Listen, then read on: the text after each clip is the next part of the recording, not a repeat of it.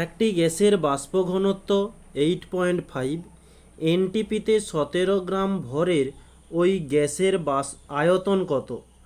তো আমাদের প্রশ্নের মধ্যে বাষ্প ঘনত্ব ডি সমান 8.5 দিয়েছে। তাহলে এখান থেকে আমরা বাষ্প ঘনত্বের একটা সূত্র জানি যে এম সমান 2 ইন্টু ডি। তো এখান থেকে আমরা এম এর মানটা পেতে পারি, তাহলে 2 ইন্টু ডি এর মানটা বসিয়ে দিলাম 8.5। তো এটা ক্যালকুলেশন করলে আমরা পেয়ে যাব 17। ওকে, তাহলে গ্যাসটির আণবিক ভর হয়ে গেল 17।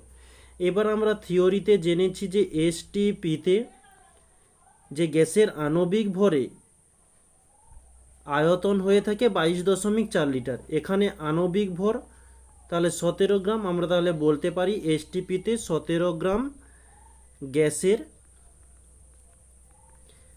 আয়তন 22.4 লিটার। তাহলে এখানে বলেছে আমাদের এনটিপিতে 17 গ্রাম ভরের ওই গ্যাসের আয়তন কত।